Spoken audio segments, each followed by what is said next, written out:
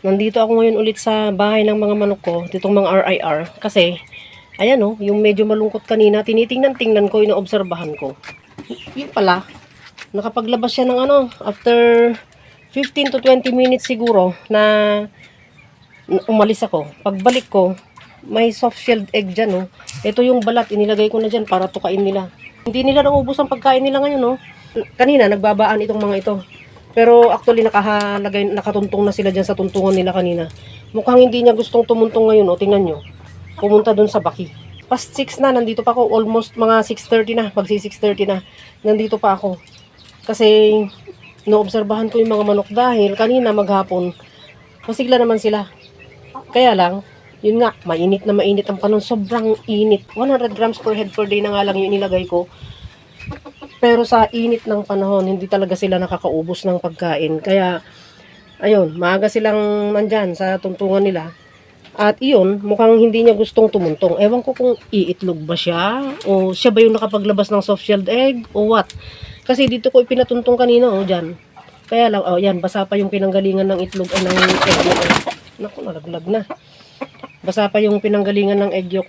Ayan, pinainom ko siya ng barley kanina dahil ang iniisip ko baka kung yung na-stress niya masyado, so binigyan ko siya ng barley capsule at sana bukas okay siya. Ito na siya ayan, alam ko siya yung so palagay ko siya yung gustong parang umitlog.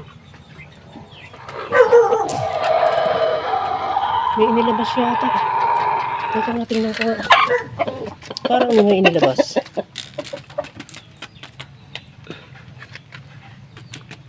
Ayun. Pinagkakaguluhan yung tatlo dyan. Baka may pinagkakaguluhan dun sa baki. Naglabas yata ng itlog. Ano yan?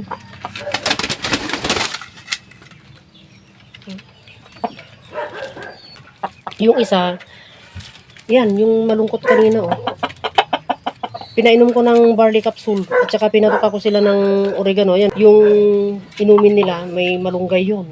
So, puro dahon ang nandyan. Wala namang contraindication yan, kaya okay lang. Panay ang bigay ko ng tubig sa kanila. Alam nyo, itong mainit na panahon, nakakapagbigay stress sa mga manok. Kaya pagka minsan nakakapaglabas sila ng soft shelled egg, lalo na kung matanda na sila. Yun, medyo matanda na itong mga manok ko. Kaya nakakapaglabas sila. So, aalis na ako. Hindi na ako magtatagal dito dahil mawawala na itong ilaw ng flashlight ko. Hanggang sa muli. Salamat sa panonood ninyo at sana okay na siya bukas. Masigla na sana bukas. Bye!